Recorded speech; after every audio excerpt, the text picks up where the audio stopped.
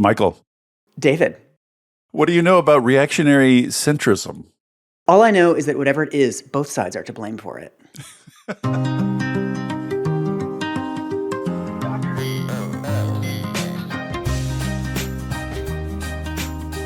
Hello, everybody. This is Volts for January 30th, 2026. All about reactionary centrism. I'm your host, David Roberts. Hello there, Volts listeners. It's me, Dave, and I have a slightly longer than usual intro for this pod today because it's something a little bit different. So I just want to start by saying to my audience, this pod episode is not about decarbonization. It's not about clean energy. I know a lot of you love the clean energy stuff, and you're not so into the politics stuff. This coming hour is all politics. It's 100% politics. It's got nothing to do with decarbonization. If you're not into that, you know, the skip button is right there. No hard feelings. And I will further say this is going to be political in the way that a lot of people who don't like political stuff, it's going to be polemical. It's going to be polarized. We're probably going to be table pounding. We're going to take sides. It's going to be divisive. We're going to be divisive. We're going to divide people. It's so if you're not into that kind of thing, you know, truly no hard feelings. This episode might not be for you. The important thing is to email Dave and tell him that you're not into it. People love getting feedback like that. Fine. This is not for me. It's Michael@volts.wtf. If you're coming here as a fan of Michael's, I just want to say I'm not as funny as his other hosts. So I'm not the wit that Aubrey and Peter are. So everybody just. But neither am I. So it's fine. So people have low expectations for this. So I just want to make sure everybody's got appropriately low expectations for what's to come, or don't listen at all. Really would be another good way to go. So if you're not into this kind of stuff, don't listen. That's the first thing. So I should say I'm here with Michael Hobbes, famed podcast host, multiple podcast hosts. It started with You're Wrong About, and then did Maintenance Phase, which I think you're still doing, and also If Books Could Kill with Peter Shamshiri, which is a great pod, highly recommended. Everybody listen to. I'm here with Michael Hobbes. We're here because we want to discuss reactionary centrism, which is a sort of concept and idea that's been floating around a lot lately among sort of left critics of what's going on these days. But as far as I have been able to tell, there's no clear place to send people when they ask, what is reactionary centrism? What does that mean? No one's done sort of just a laying out what it is, what we're talking about. There's a lot of sort of oblique references, etc. We should say that the term, as far as we know, goes back to Aaron Huertas. Previously, a very active sort of political operator, campaigner, etc. I think has transitioned to carpentry. The way of all journalists, the way of everyone who gives a shit about the left in America. Finally went mad and abandoned journalism and politics for carpentry. But we think he coined the term reactionary centrist. It's one of those things where if you know it, once you hear the term, you immediately are like, yes, I know exactly what that's all about. And it does dovetail a little bit with your audience because he was a climate activist and he presented the concept specifically in relation to climate politics, where there are these people who are officially on the left. I believe that climate change is real, yet they dedicate all of their public energy to scolding the left, excoriating the left. The left has gone too far. Left solutions will not work. And so if you look at the totality of their work, you wouldn't get the sense that climate change itself is a problem. You would get the sense that climate change activists are a problem. And this has then spread into almost every issue that we have. I mean, this is like, I would say, the dominant ideology of intellectual elites in America, this idea that both sides are to blame for everything, that we have to dedicate roughly 50-50 time to the excesses of the left as we do to the excess of the right, oftentimes dedicating more energy to the excess of the left than the excess of the right. That's the thing. I mean, it's really interesting to me. This is something actually that Chris Hayes and I talked about when I was on his pod. The way that a lot of this sort of like political dysfunction and specifically sort of epistemological dysfunctions, sort of weird misinformation and passing around information, a lot of that stuff germinated in the climate movement for years before becoming kind of the dominant. It's so weird to think of myself back in like 2008 battling these people on these sort of climate denial boards, noticing all these patterns. And I just had no conception of the fact that that was going to become the default.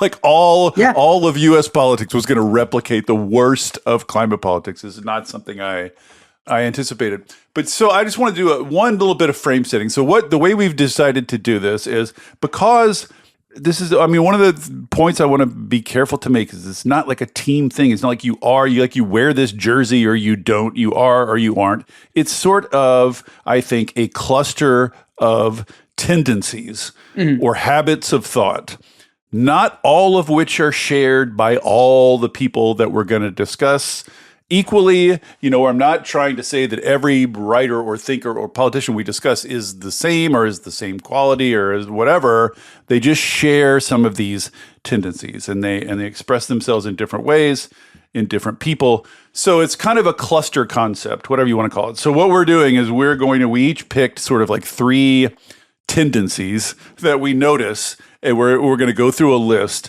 and you're going to get kind of a cloud concept where some people belong more squarely than others. Some people, indulge in it, but not all the time. There are edge cases. Yeah. But I think we'll be able to sort of convey a general sense of it. So that's the project. We're going to go through a list. We each chose 3 tendencies.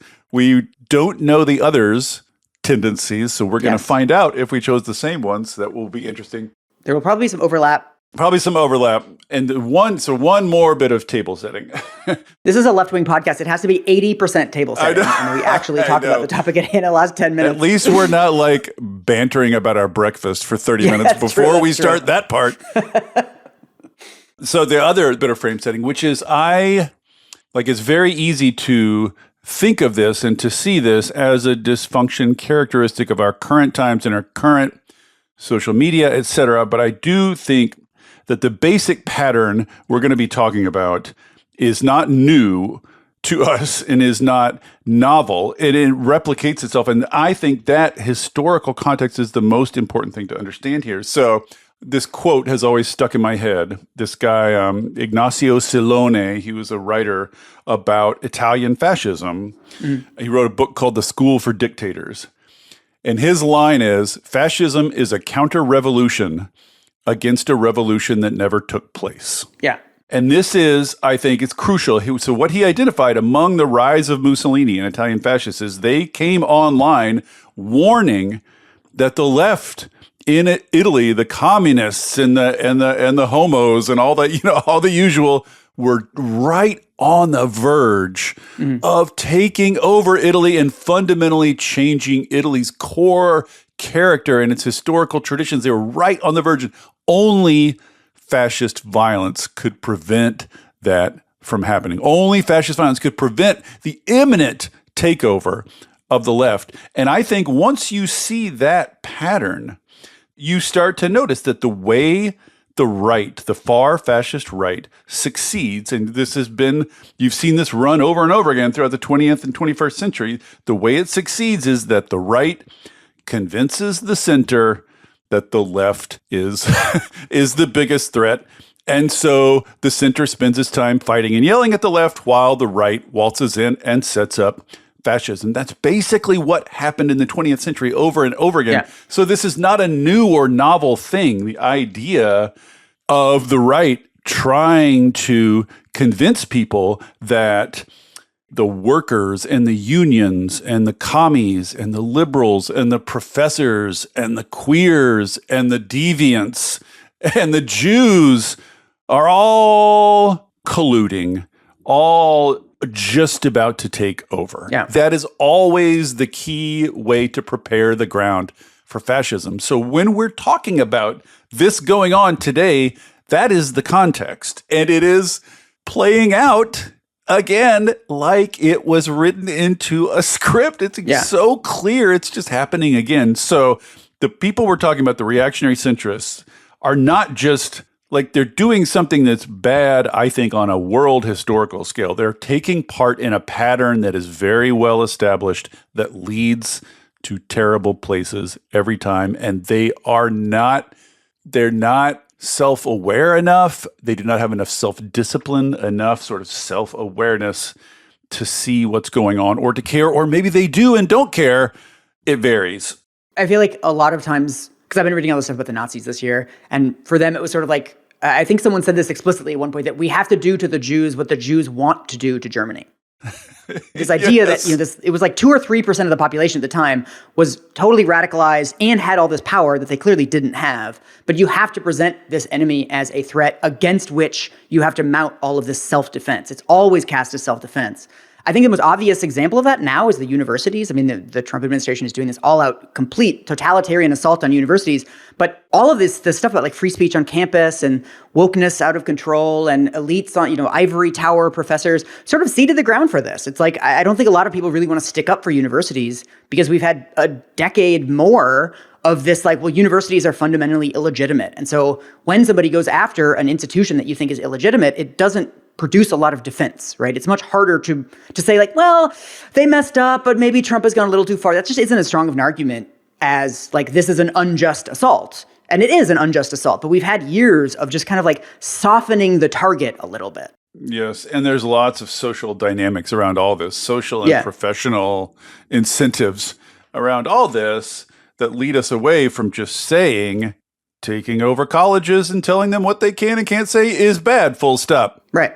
No, but no, what did liberal professors do to make this happen? Just saying it's bad is, you just don't get clicks. You don't get clicks, you don't get attention, and attention is the coin of the realm. But we'll get to some of that stuff later. So we each chose 3 tendencies. I'm going to let you go first. Okay. So to me, the core argument of reactionary centrism is twofold.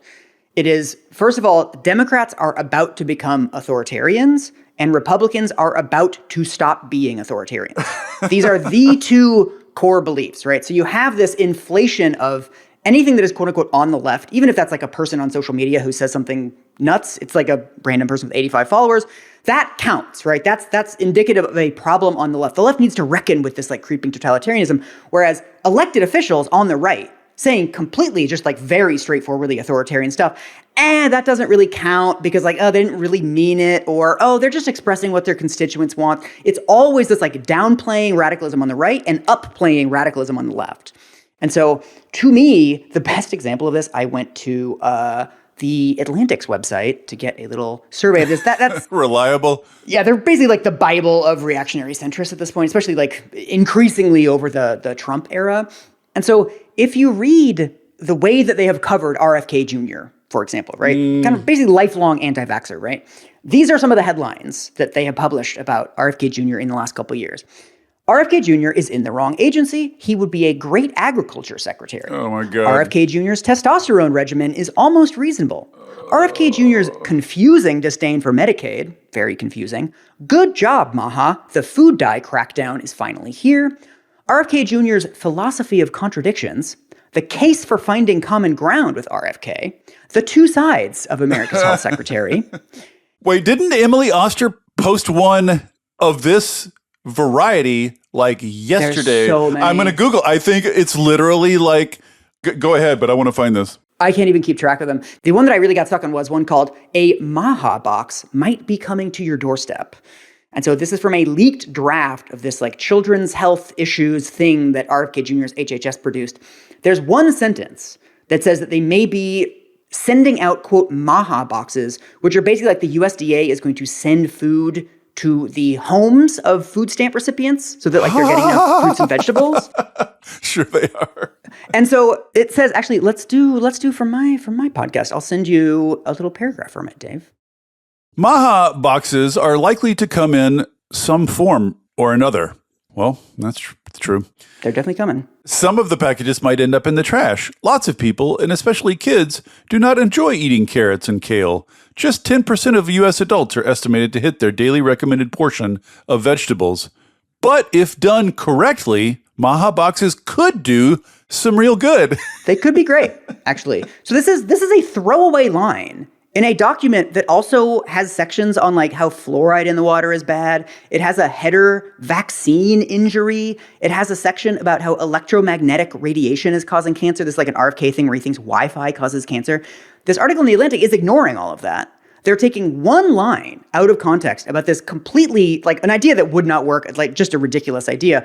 The author is basically constructing this as like a good idea. Like, oh, you have to give him credit. There's one sentence in this deranged document that's good. But why? Why are you ignoring all of the bad things and then basically wish casting a person who doesn't exist? If done correctly, Maha boxes could do real good. Well, is this administration likely to do something correctly? Is this an administration that says that it cares a lot about food stamp recipients and poor people? I feel like this impulse has there's a credible instinct at the root of this. The idea is, as open-minded people, we're not going to dig in and just play team sports. We're going to be open to things. So we're going to try to steel man the arguments of our opponents, right? We're going to find the best. You see Ezra Klein constantly doing this, and he's totally earnest about it. He's 100%. He means it. It's a good instinct on a personal level. This is something I try to do with people I know. Yes, it's fine, yeah. But like at a certain point, if a professional movement has basically made it its modus operandi to operate in bad faith, right? You have to update that. That it can't be that people have lied to you 9 times. That the 10th time you're like, well, you got to give it to them. It could be true in XYZ light. And this overlaps. Again, a lot of these instincts overlap. A lot of this has to do with this sort of expectations game, this sort of identity game. Like, if you are simply a person who says RFK Jr. said another crazy thing. Right. He's wrong again. He's doing bad things to the agency again. It's bad top to bottom, going to produce bad results. It's just bad. That is inert in today's media environment, basically. Like, it is true. If you're a journalist or a pundit, you ought to care that it's true and it's important and it's newsworthy, and it is more newsworthy than whatever glimmer of good faith twist you could put on it if you strain hard, but if you just care about getting clicks, getting attention, and not just clicks and attention, but like if you want to, there's sort of like something like an elite circle of, pundits and commentators and journalists and polls in DC. It's sort of like, the cool kids table. If you want to get at the cool kids table, if you want to get a link, on Noah Smith's blog or whatever, or you want to get a piece in The Atlantic, you simply cannot just write a piece saying these bad people are doing a bad thing that is going to produce bad results. It's just boring. The problem is we're in this like one-dimensionally evil era. And writing a one-dimensionally evil piece about, hey, this guy who's been an anti-vaxxer for 20 years is probably going to erode vaccines when he gets into power. That's true. That's what we've seen. But that's not like an interesting take in any way. So it's like you have to find this weird bank shot where it's like, oh, no, he might, maybe if we give him a chance, he'll have Americans eating better. This is not going to happen. This is not the crusade that he spent the last 25 years of his life on. But it is very boring to just say, like, this thing that looks bad is bad. It's funny. I just ran into a little example of that just the other day. I was listening to an energy podcast called Open Circuit. I love these guys. Two men and a woman. They talk about energy stuff. I listen. Love them all dearly. But one of the guys, Stephen Leahy, they were doing their 2025 wrap-up episode. And his wrap-up of the year, the sort of villain of the year, they were choosing a villain of the year. And his villain of the year was uncertainty. Okay. Like, businesses don't know what things are going to cost or what policy is going to be day to day. Like, uncertainty is sure messing us all up. And his co-host, Jigar Shah, bless him, was like, but Stephen, all of that uncertainty traces back to a guy, a person. Yeah. It seems like the person should be the villain of the year, should be the story. And Stephen just said, sort of in passing, not even really thinking, he's like, oh, but that's just so predictable. Basically, like that's just too easy. That's what he said. It's too easy. And that is true, even on, not even in explicitly political spaces, but just sort of in our circles, like the general professional left is just viewed negatively to be sort of flat-footedly obvious and just say, orange man bad. Right. It's like cringe or one-dimensional or... Yes. Or you'd have to join the movement of people resisting him. You'd have to like go to marches and stuff. Like you'd have to do something with that knowledge. I think there's also a psychological kind of protection happening of if I admit what is going on in the United States, I have to do something. And like I struggle with this too. I'm like, I don't know what the fuck to do. Like what protest should I go to? What should I give money to? What should I write letters to? Like I get it. It's really, really scary. But also I think there's this need to make things more complicated, to kind of soothe yourself in a way that like, oh, if it was fascism, I'd be marching, but it's not fascism yet, right? Like we've seen this very consistently over the last 10 years. But before we move on, I also want to read the headlines that The Atlantic published about Zohran Mamdani. Oh, goodness. Over like roughly the same period. One of them is, the magic realism of Zohran Mamdani, the socialist candidate's proposals don't hold up to serious scrutiny. Will that matter? There's one called Zohran Mamdani reveals the absurdity of affirmative action. There's one called The Mainstreaming of Zohran Mamdani, which flavor of socialism would the mayoral candidate bring to New York City? Why won't Zohran Mamdani denounce a dangerous slogan? And The Choice Between Cheap Groceries and Everything Else. Zohran Mamdani's goal of lowering prices conflicts with his own stated priorities and those of his allies. So this is sort of like, you don't see the same kind of thing, right? Of like, give him a chance. If implemented, his ideas could be really good. This could be smart if you did it just the right way. Right? Yeah. And then after he wins, we get Mamdani is the foil Trump wants. So that's going to be good for Trump. The question mark mayoralty. Zohran Mamdani ran a progressive campaign, but how will he govern in New York remains something of a mystery. Zohran Mamdani is about to confront reality and what the left still doesn't get about winning. Mamdani won by a modest margin in a deeply blue city, not because of his radical commitments, but despite them. So it's sort of like, okay, RFK is this like kind of complicated figure. He has these contradictory beliefs about like, oh, he wants us to eat better, but he doesn't love Medicaid. Oh, it's like such a complicated figure. And then Mamdani is like, it seems like he's pretty dangerous. He won't denounce the slogan. I know. His policies don't work. You don't have to hand it to him. You don't have to hand it to Mamdani. Even though he's saying, I love you. I want to do well by you. I want you to prosper. Like I want to give you things like, all of that. None of that. You don't have to hand it to him for any of that. You just got to see that, like, because we all know, like, the core ideological commitment that doesn't even count as ideology because it is so widely shared in DC is that the left, the progressive left is silly. Yeah. Everyone agrees on that. You cannot get in the door. Right. Unless you agree with that much. Even if you want to say something positive about the left or a leftist, someone who's governing on the left, you can't do it unless you also say, now, to be sure, we all know that the left is silly and full of dreamy, Right. They're not adults. I'm an adult. I'm a pundit. These people are not adults. I'm a serious person. But what's also so amazing to me is like, there's also, as you said earlier, the construction of radicalism. Like, if you actually look at most of Mamdani's proposals, they're actually fairly standard. It's like he wants to freeze rents for rent-stabilized units that already have rent freeze. I know. Or like raise taxes on rich people. Yeah, New York City had free buses during COVID, so even that is not like all that out there. They had free grocery stores too. Like none of this is... It's not completely nuts. And it's like you have to be presenting this as somehow like outside of the political mainstream, which I think it objectively isn't. Whereas RFK Jr. gets put within the political mainstream, right? It's sort of like, well, he wants Americans eating better. There's this one idea that he has that's really good. And you're kind of talking around or ignoring or oftentimes blithely acknowledging in like one sentence, to be sure, he's an anti-vaxxer. And then you get to this sort of broader picture of like, no, he's really within the mainstream. And that just isn't the case. I mean, RFK Jr.'s policies are getting kids killed. Like this is not even like up for debate. That's what he's dedicated his life to. Another reason people do this, and this is one of the less flattering ones, I think, if something obvious is going on and you say the obvious thing, bad thing is happening and the people who are doing it are bad and the people who are trying to stop it from happening are good. Yeah. That's what's going on. You are not clever. There's nothing clever about that. And above all, punditry values glib cleverness. Yeah. You have to be clever. You have to have a slightly different twist than everybody else, which is why this tendency is becoming so glaring today, because as you say, reality is sorting itself into very reality has become sort of comically unnuanced.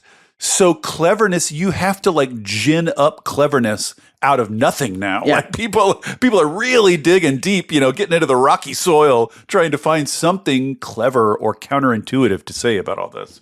So what's yours? So my first tendency is an absolutely scrupulous adherence to Merck's law. Ooh, okay. So, online sickos like us will know what Merck's law is. It's very famous in our circles, but I think this was Scott Lemieux as a legal blogger years ago, I think more than 10 years ago, basically coined Merck's law. And the idea is that the way pundits and observers and commentators treat U.S. politics, they treat it as though Democrats are the only players with agency who are making choices and doing things. The right is just happening. Yeah. They happen in reaction to things that Democrats do. Yeah. Democrats do, the right reacts. And if the right does something, the first reaction is to say, well, why didn't Democrats stop them from doing that, right? Why didn't Democrats stop that? So this is one of those things. It's like when you start looking for Volkswagen Beetles on a road trip. Like once you start seeing this, it is so ubiquitous. And in fact, the whole kind of the central political story of our time is some version of this. Basically, like Democrats came, took away all the manufacturing jobs, and didn't do right by the rural people whose jobs were taken. And so the rural people turned to fascism. This is so commonly accepted that you can say stuff like this. No one will blink. No one will. It won't even come off as an op-ed. It won't even come off as a piece of opinion. This is just something everybody knows, even though if you think about it for like 2 seconds, like this party tried to raise my minimum wage, but fell 2 votes short. Therefore, I'm going to vote for a party that has opposed minimum wage hikes without exception for the entire modern history. Like, why would, if what they're about is their economic welfare, that story just doesn't make any sense. And there are a lot of reasons for this, but I just want to go through a couple of examples because, like, one example comes from my world, energy and climate world. And this is the one thing I want to say about this Merck's Law is it's not just professional commentators. I feel like this particular mind virus is very common among normies. Oh, totally, yeah. Too. I think all of this stuff is, honestly. It's really trickled down into the population. I find it everywhere, yeah. And so, like in my energy world, like, right, we just spent years putting together this climate and energy bill, passed it, and then one of the sort of thoughts was a lot of the benefits of this energy bill are flowing into red districts and red states. Like, this is going to give it some political resilience. And then we elected Republicans and they nuked it all. Yeah. So how do you analyze this? I cannot tell you how many people I've heard in the energy world, in the politics and energy world, who just without even thinking about it or without even justifying it, immediately just pivot to this happened because Democrats did something wrong. Like they built the wrong kind of legislation, or they built good legislation, but Biden was too old and tired to go sell it, so he didn't sell the legislation. Or they should have, in addition to tax credits, they should have done more of this or a little bit more of that. Just always like, why did this happen? It's something Democrats did. It's never a bad faith campaign or a party that is enthralled to this like super anti-government, super nihilistic ideology. It's never that.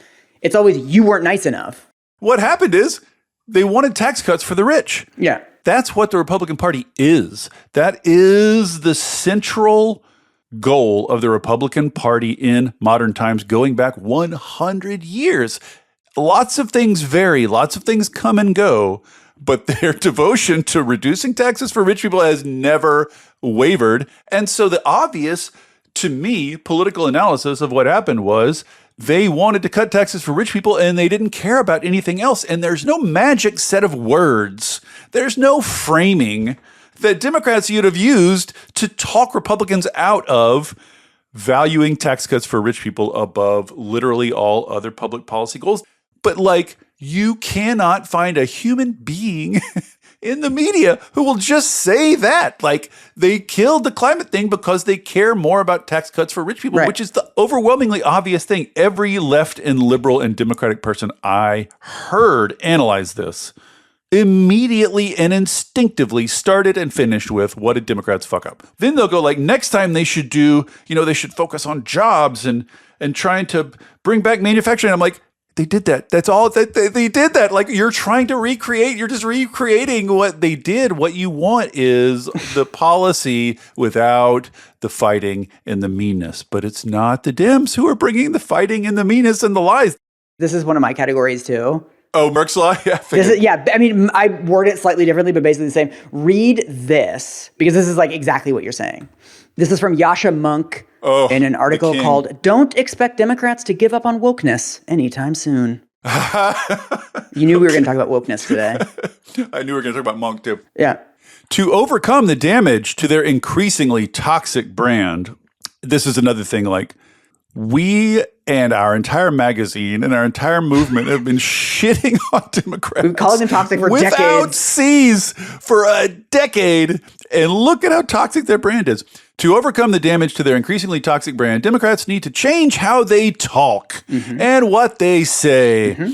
This includes jettisoning some of the most unpopular elements of the left's identitarian thinking, popularly known as woke, that they took on over the past decade. The emphasis on equity and DEI, the vocabulary of BIPOC and Latinx. But it goes much further than that. Democrats need to convince Americans that they are willing to speak the truth even when that truth shocks the activist groups that make up a big part of their base. That they sympathize with ordinary citizens who are fed up with crime and chaos rather than with the petty criminals who disturb the public order.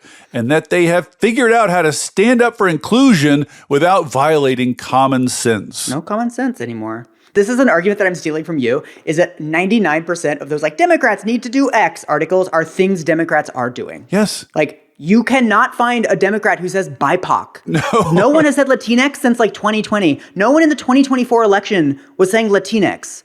But like, this is something Democrats have already done. Democrats ran to the center in 2024. But there's this weird punditry thing that is just like, Democrats need to run to the center. Democrats need to run on moderation, rather than just kind of trying to figure out why that didn't work. I think it's complicated why that didn't work in 2024. But instead of actually analyzing it or having an adult conversation about it, they're just like, oh, well, they ran on wokeness and they shouldn't do that anymore. Well, this gets to one of my honorary mentions.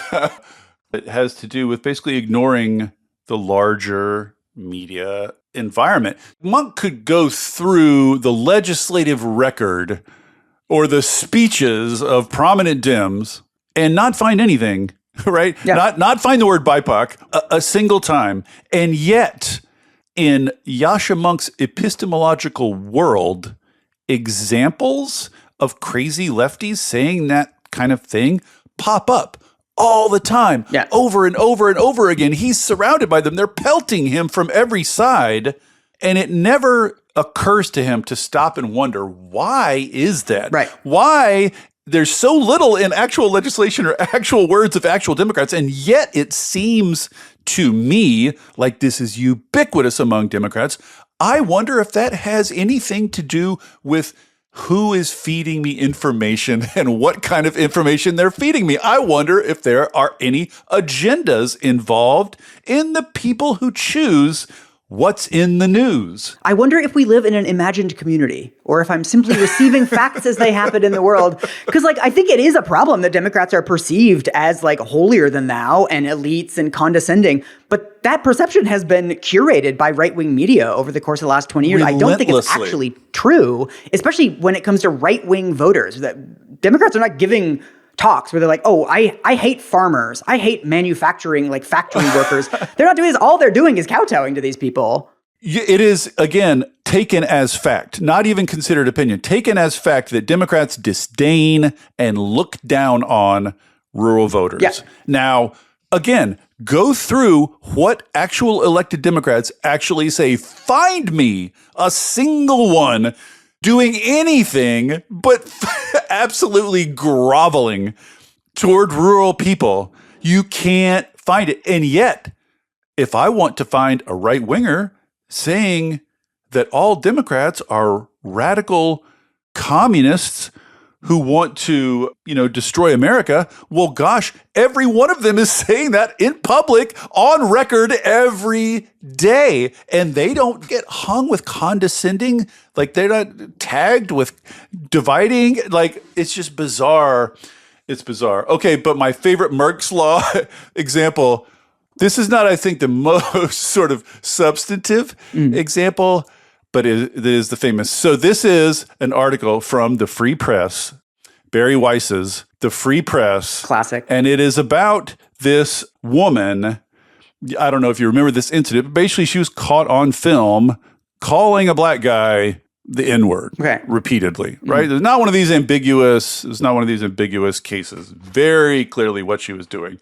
And so this woman writes an article for the Free Press. And then so she gets called out for calling black guy an N-word on tape repeatedly. And the right wing spontaneously responds by starting a fundraiser. This has happened so many times. For this woman, they have sent this woman hundreds of thousands of dollars for saying the N-word. There's no larger context. She was not involved in any larger goal or anything. You know what I mean? It's like just pure that. Yeah. They're rewarding her for that. And so this reporter at the Free Press writes an article about this. Here is the slug at the top of the article. It's just one sentence.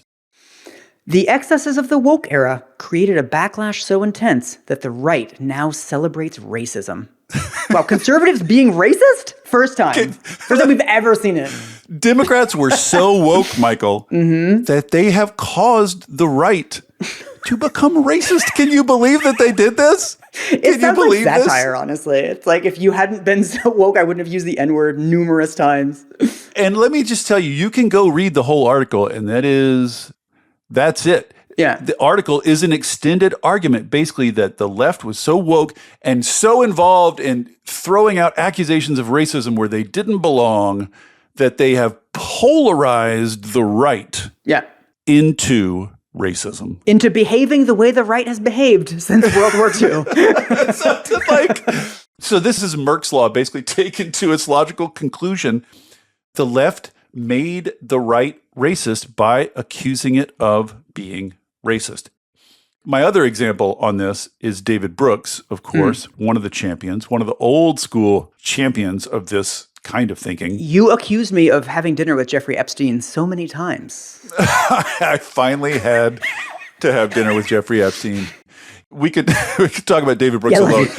These are all pundits that you and Peter have devoted episodes to, some of my favorite episodes. But this particular one, I just thought on the Merck's Law thing was very good. So the column, David Brooks' column, is called "Hey Lefties, Trump Has Stolen Your Game." Oh yeah, I love this. I love this, like, the woke right shit. God. There's a ton of stuff in here, but basically, if I can boil it down, it is the left came up with this theory that powerful people who claim to be acting on principle are actually just acting for their own power.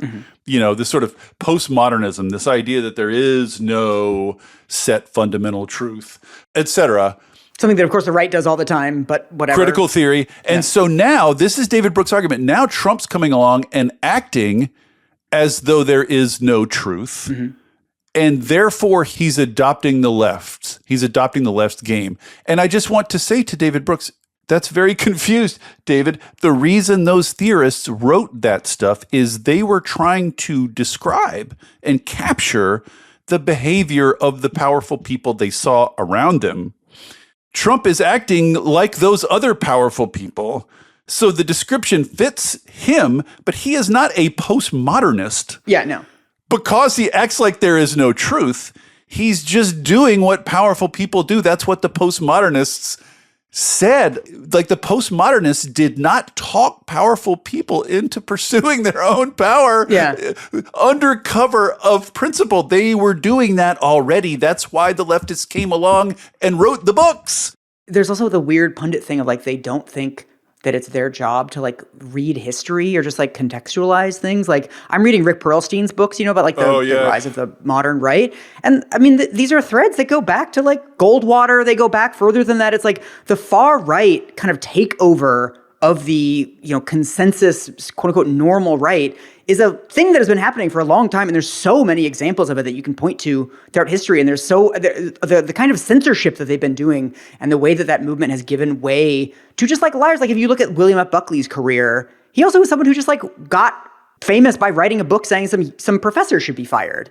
And then he like would lie constantly throughout his career as a public figure. I mean, you just have this gradual increase of kind of nihilism on the right. And that's something that's been going on for decades. You can pick any strand to pull on, but for some reason, like opinion columnists don't think that's their job. They think it's their job to like have a weird perspective on something. Again, it's like you sit down and you start typing rather than just like, hey, these are their books about this.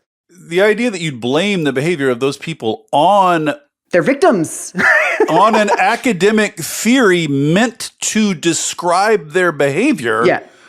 Like they didn't read books about postmodernism, you know what I mean? It's just all. And so my final example, Merck's Law, is a huge one. So like you can throw a dart and hit an example, but this is another one of my favorites by our old friend Shadi Hamid.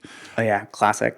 Over at the Washington Post. This is just like the headline is enough. This is from February 2025. So I think this is shooting a woman in the face and invading Venezuela, but well post, whatever, pick your list of. Yeah.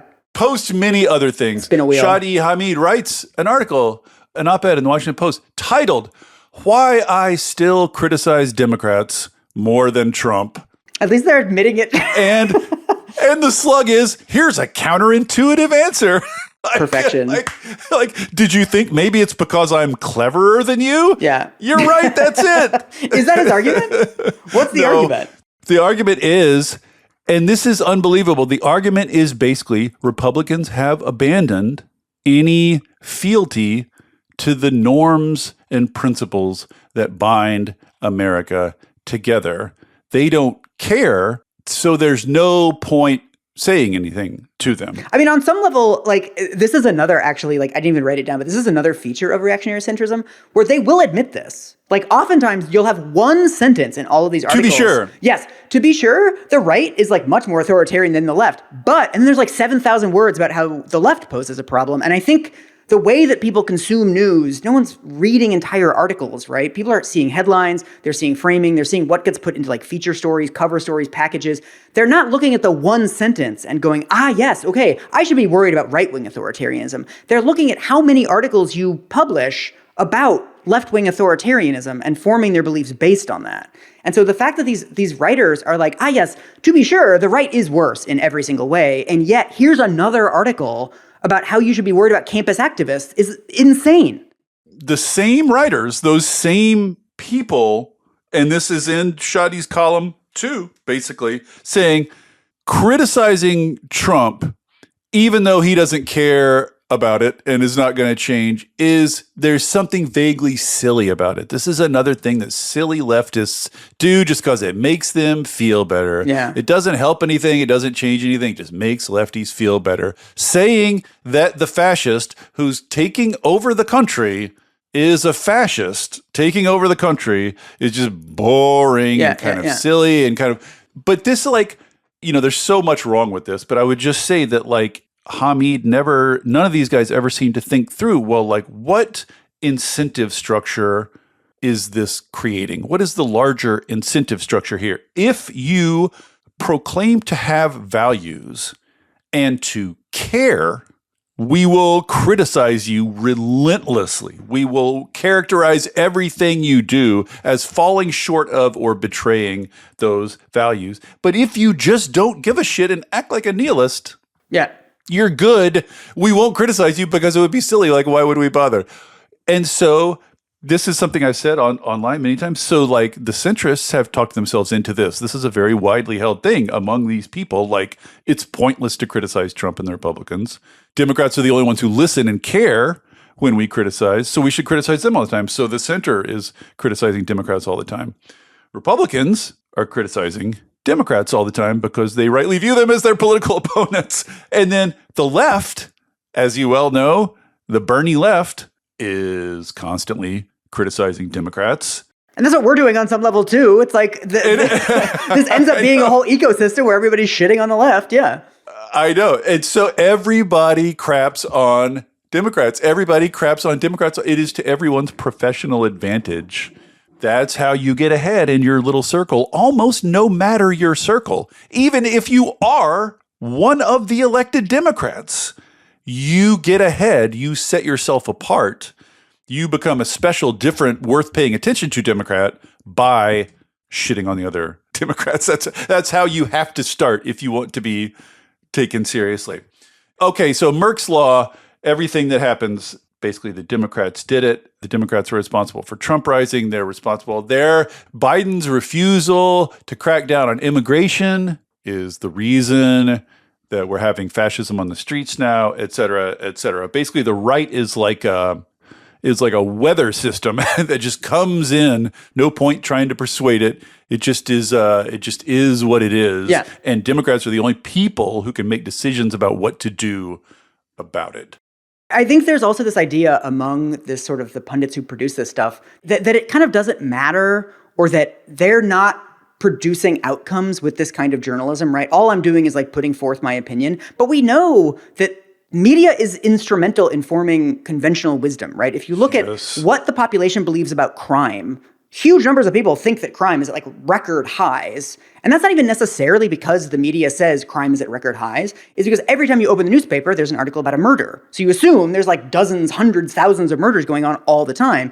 People form their beliefs about reality from this kind of work, right? And so if every time I open the newspaper, there's an article about like these crazy leftists are lying about this, leftists are wrong about this, I'm going to form a vision of reality that like the left is the primary threat to democracy in America, or at least an equivalent threat. We have this heuristic of where there's smoke, there's fire, that they prey on, that they are experts at preying on. Like you said, like you spent half your career chasing down these individual examples, like in the woke, for the woke era, it's like, oh, there's the undergrad kid complained about the banh mi in the cafeteria. Like, this example will get passed around. It will show up in 10, 20, 30 of these columns from these guys. None of them, zero of them, will do the 5 minutes of due diligence to just Google and find out you, Michael Hobbes, are the only person who goes and reads the fucking article, what actually happened. And it falls,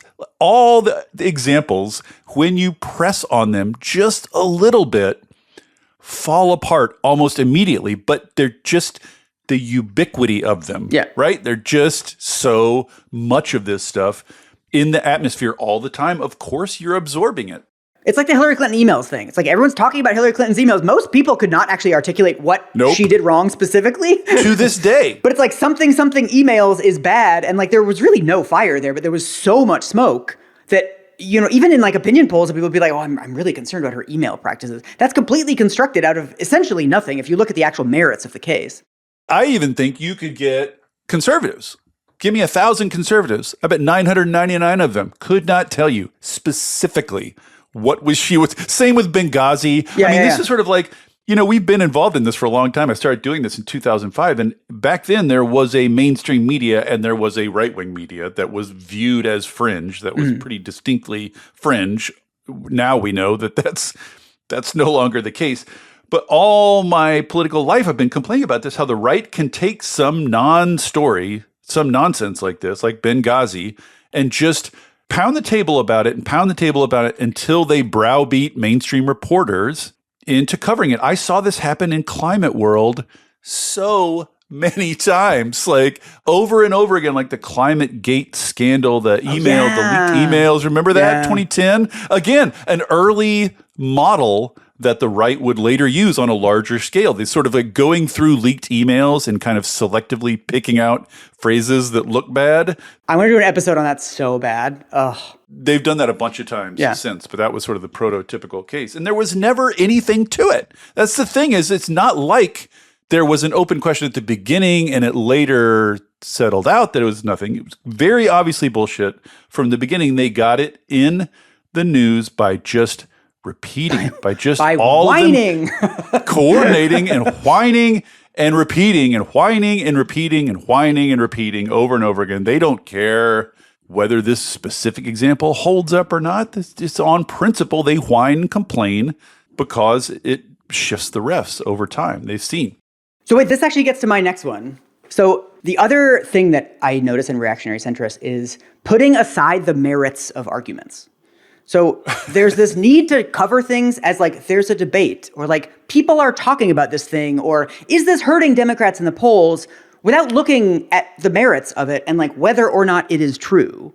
So my example of this is right after the Scrimetti decision, which essentially upheld the right of states to ban gender-affirming care. The New York Times published numerous articles talking about how activists had completely, fucked this up for Democrats, basically. They published how the gay rights movement radicalized and lost its way, how the transgender rights movement bet on the Supreme Court and lost. Transgender activists questioned the movement's confrontational approach. And, you read through these things and you don't get any basic statistics about, like, how many kids are transitioning, right? Like, how common is youth transition? And is there any evidence that kids are being rushed into irreversible treatments without assessment? Like, I've been covering this for like almost a decade now. It's been around for ages. There's not even really a good confirmed case of this happening, right? We definitely don't have large numbers. I mean, there's only around 200 top surgeries a year in total. Those are mostly on 16 and 17-year-olds. All evidence indicates these kids are very thoroughly assessed. We're talking years on puberty blockers, years on hormones. Before they're getting these surgeries, the regret rates of these surgeries are extremely low. But like, if you're someone who kind of vaguely follows the news or you see some headlines, you see that there's a debate, you're going to assume that like, well, yeah, there must be tons of kids who've been rushed into these pills and surgeries. Like, there must be, right? Especially since you see that mentioned casually in passing constantly, over and over and over constantly. And over and over again. And it's like no one, if you're writing an article about a debate, like this is what I do when I'm doing podcast research, like, okay, people are fighting about this thing. Well, I should get the basic facts about it. Like, okay, how many kids transition every year? Like, what do we know about youth transition? What's the evidence? Like basic who, what, where, when, why stuff. But there's this weird kind of almost deliberate refusal to address, like, why would we look into this? Like, what we're talking about is the debate. But if one side of the debate is lying, or one side of the debate has no evidence for their claims, that should be the core of your coverage of the debate. Everyone in journalism is so eager to rush past the substance and get to, but now people are talking about it, and it's an issue, and how are people positioning it, and how is it going to affect the polls? All this stuff that they love talking about, that they're free and easy talking about, right? It's got no ideological content. So you right. you can look savvy all day long without ever saying anything. Yeah, and you don't have to do any work. You don't have to like call any scientist. You don't have to read anything. You don't have to know anything. Yeah. You just, like, you're literally putting a tuning fork out and saying, like, what are the other people on the other screens saying? And I'm going to report that the other screens are saying this thing. I'm just going to say it again because the other screens are saying it. You're just involved in this Ouroboros high school, like you're all repeating rumors to one another. And it is amazing. Like, I've lost a lot of my illusions about journalism, believe me, over the years, but just like fact checking, the whole notion of like, if we're going to make a claim, we should have some basis for it. And like these things, what's replaced that is just, well, so many other people have said this, it must be true, right? It just must be true. This is how moral panics work. Your pods have been excellent on this dynamic. But again, that's another like really good example of it is like, I think it was a third of the population in the 1990s thought their children had a 50-50 chance of being kidnapped by a stranger by the time they were 18. That's not because there were a lot of kidnappings. There's only around 100 kidnappings of children by strangers a year. That wasn't because of an actual phenomenon. That was because of media coverage, right? Media made people believe something about the world that was not true. And people in the media seem weirdly reluctant to accept that this is a phenomenon. But like, we have so many examples of this. This will really get us in trouble. But another one of these is the lab leak thing. I was like, please say lab leak. Please say lab leak. I'm punching myself in the face by doing this. I'm just soliciting dumb emails by getting involved in this. But this is a classic example where, look at the substance of the case. There is no positive evidence. Yeah, none whatsoever. Yeah. That it came from the lab. There's only this sort of meta, like, why won't they let you talk about it? Yeah. Why are they trying to suppress the debate around this? Why are they gatekeeping? Yeah. And at this point, like, so many people have written articles about it. You just want to say, like, well, look, whatever gate was up, it's clearly fucking down now. You're all talking about it. No, I know. There's so many articles about it. So maybe quit talking about how you're not allowed to talk about it. Yeah, and make the case. And try to make the actual argument. Case. Yeah. And whenever people try to make the case, they're like, oh, the emails were deleted or whatever. And it's like, what? It's all just this sort of selective, like hand-wavy, like, here's a thing that would be commensurate with this being true. I was like, yeah, but that's not really how arguing works. Or people just say it's like Bayesian probabilities, even though a novel virus has never leaked from a lab. So this thing that has never happened is just true because we think that it could happen. Like, that's also not how Bayesian probability works. They need for there to be an example of the woke left tyrannically suppressing debate. Right. Okay. So my second one is what I sort of call anti-politics. You know, this also manifests as tone policing. I think sort of has the same origin as tone policing, which a lot of people identify with reactionary centrism. So like my basic diagnosis of a reactionary centrism, they came up in a society, in a post-war U.S. society, basically like liberalism was ascendant. You know, liberals have majorities in Congress for most of the 50s and 60s and 70s. And the sort of basics of like, we're a tolerant society, we're not racist, etc. You know, that was sort of mainstream. And so these people grow up and adopted, these are mainstream liberal beliefs. But then you get to a certain level of prominence or comfort. And especially Democrats today, you know, there's been a lot of talk about of the sorting. And, you know, Democrats basically have become like educated, cosmopolitan, you know, thinky, talky people who specifically are like A students, who have done well by the system, who have mastered the system. They know how to do well by the tests. They know how to get the right certifications and, you know, degrees and, you know, the right sort of like institutional associations. These people are masters of the system. So you have this instinct, once you become kind of a successful adult person, this very deep instinct that says, protect this system, right? The system by which I am doing so, right? That is supporting me, that is made my life, that constitutes my identity. We need to preserve this system. So then you have to reconcile yourself, your self-image as a basically liberal person, with this instinct of, hey, let's not rock the boat. Yeah. And that's why you constantly find people like, I had a couple for this piece, basically people who are like, the liberalism of my youth was good and correct. Oh, yeah. But the shit the kids want these days is crazy. Yes. That is, if there is a core to reactionary centrism, that is it. I think if you consult the evidence, everything that happened after my 35th birthday is actually really too far. Whereas everything before my 35th birthday is fine. All that activism, fine. Right around the time music and movies got bad. Also, liberalism got bad. Jamiroquai stopped releasing albums, and it all went downhill from there. That was it. So, like, if you saw Rui Teixeira, you know, some people will know who he is. He's a liberal commentator, analyst, goes way back, but has really fallen down the reactionary centrist hole deep down it. He was on Ezra's podcast, and I've never heard someone come so close to just stating baldly that the advances in liberalism and egalitarianism and freedom in his youth were good and correct, and the ones that the kids want these days are crazy. Yeah. Like, right around the time he matured, weirdly, liberalism found its apex. And the thing is, you and I know there's this stereotype floating around of people like this, you know, who did like the bourgeois who sort of grow up liberal and then become sort of stodgy, small c conservative when they grow up. It's like a cliche. Yeah.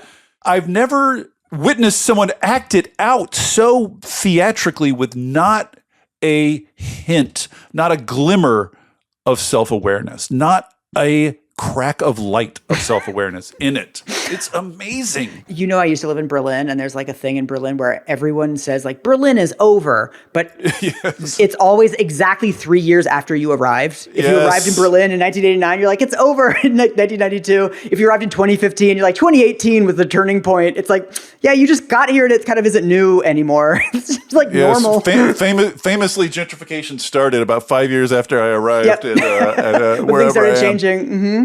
And I think that this sort of pro-system bias, if you will, manifests as this discomfort with people yelling and fighting and caring, loudly caring and conflict, because you have this sense of like things are working. Like I made it. You know what I mean? Like everybody just settle down. Let's not rock the boat here. Like I'm okay with, anti-racism and stuff like that, as long as it's like what people are doing. You know what I mean? Like, but when we start fighting about it, and this is so obviously a personality, a psychology thing, it's got no ideological content, but it is ubiquitous among that crowd, and no one has captured it better. This is one of my favorite pieces that I went back and reread to prepare for this, is about Pamela Paul. Listeners will know Pamela Paul was an op-ed. She ran the books section of the New York Times for 10 years, which is just bizarre. Kind of chilling, honestly. Given what we now know about her work and her like intellectual heft. Slightly chilling. Yeah. Like what was going on there. But then for some reason, they just plopped her on op-ed page and gave her an op-ed. And so she is an unusually clear case of just like someone who doesn't know anything, who's just like, what are my bourgeois instincts? I'm going to flop them out onto the page. So anyway, Andrea Long Chu, the critic at New York Magazine, wrote this goodbye to Pamela Paul when Pamela Paul stepped down. And I'm sure you remember it. So it's great. It really captures what we're calling reactionary centrism. Chu called the far center. Yeah. But basically talking about the same thing. Chu says, Paul seems to have risen to the rank of professional opinion haver by the sheer upthrust of discomfort like an earthworm in the rain. Today, she is a shouted murmur. Her principal opinion is that everyone else's opinions should be as weakly held as her own. The idea being that if all our opinions were weaker, society as a whole might be stronger.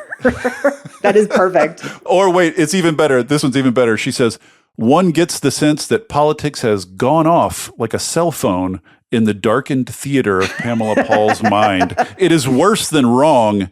It is rude. Yeah. Which is so perfectly captures that, like, I don't like it when people are mad and yelling and fighting. And the main thing we need for politics to get better is for everybody to calm down. Right. That's also another thing that people are always saying to Democrats, like, we need unity. Like, we need someone who can unite the country, which is like basically what Barack Obama ran on. And like his Democratic convention speech that made him famous was like, you got some gay friends in the red states. We're the United States of America. And like, did that work once he was in office? Like, do we have an outpouring of unity? It's like this whole thing, again, psychologically, I totally get it. It's like, I would love it if we were fighting less. I would love it if everybody got along more, like Thanksgivings were less tense. I would love that. But at a certain point, you just have to admit that that's not really on the table anymore. And that like, we can't have a politics of unity when like the whole point of politics is I have a vision of something and you have a different vision and we need to push toward our vision. This is what drives me insane is it's like, we should all be quieter and like not care about stuff. But what's the point of politics if you don't care about anything? Hey there, everybody. Don't worry. I'm not going to tell you about a new mattress or push a credit card on you. This isn't an ad. There are no ads on Volts. It is supported entirely by listeners like you. If you'll indulge me for a second, I'd like to ask for your support. I started Volts because we're all surrounded by depressing news about climate change and misinformation about clean energy, and it's never been more important to share the stories of the real people on the ground doing the real work of transition and all the ingenuity and courage and public spirit they are bringing to it. People are hungry to hear these stories, to learn from and find inspiration in them. I've heard from people who change majors or careers after hearing episodes of Volts. People using it in classrooms and community groups, even state legislators who have passed bills inspired by specific episodes. Sharing these stories matters. It makes a difference. If you have found value in it, and want to help me continue doing it, I hope you will join the community of paid subscribers at volts.wtf. It's about the cost of a cup of coffee a month. If you don't like subscriptions, you can make a one-time contribution, leave a review on Apple or Spotify, or just tell a friend about Volts. I am grateful for any and all support. If you're already a paid subscriber, thank you. And now, back to the show. This is what drives me insane, is it's like, we should all be quieter and like not care about stuff. But what's the point of politics if you don't care about anything? It's to keep the system running and in place. Like this is, I'll read you this quote. This is from an article about Zuckerberg, about Mark Zuckerberg, head of Meta, his political evolution. Privately, Mr. Zuckerberg now considers his personal politics to be more like libertarianism or classical liberalism. Oh, yeah. According to people who have spoken to him recently. Mm-hmm. That includes a hostility to regulation that restricts business, an embrace of free markets and globalism, and an openness to social justice reforms, but only if it stops short of what he considers far-left progressivism. So just say you're a right-winger. This is taking forever. It's like, well, this so is boring. like I'm a rich guy who made it to the top of this system, and my politics now is that we should preserve the system. Like that, it's just so, yes, I'm fine with social justice reforms insofar as they make me feel good and they show up on the Wheaties box, but it's got to stop short of far left progressivism. And what does that mean? That's the things that people fight about and get angry about and yell about. But the thing is, if you're facing a group of opponents who think like this, all you have to do to scare them away from an issue is to start shouting about it. Is to polarize it. The right knows if they polarize something, if they make something miserable to be engaged in. This is what they did with climate. Again, pioneering their pioneering work in climate. They made it so that if you wanted to have an opinion on climate change, you were basically signing on for total ideological warfare. And most people don't want to sign on for that. So if you can just polarize things and make them uncomfortable, you scare these people away, because all these people really care about is let's all just calm down. But it's also funny because it's, of course, precisely the same arguments that they made against like women's suffrage and the civil rights movement. I mean, it's like they're saying it's not like these previous movements, but while making the same arguments people made about those previous movements, right? Why won't women just like shut up and not vote? It's not a big deal. Like, this is exactly what they said. But it's like, I think also because people didn't live through those eras, or maybe they were too young to really notice them. Like Andrew Sullivan has written a bunch of articles about like the gay rights movement. Like it's now the trans rights movement, and they're super mean, but the gay rights movement, they were never strident. And it's like Stonewall wasn't a little bit strident. Like the die-ins at the FDA, that wasn't strident, man.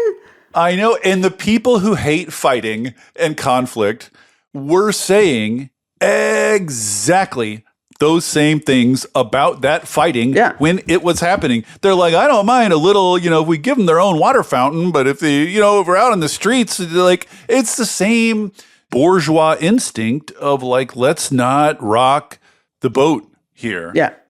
The only other tone policing one I wanted to throw out was, I had to use a Bret Stephens in here, the king. Final boss, yeah.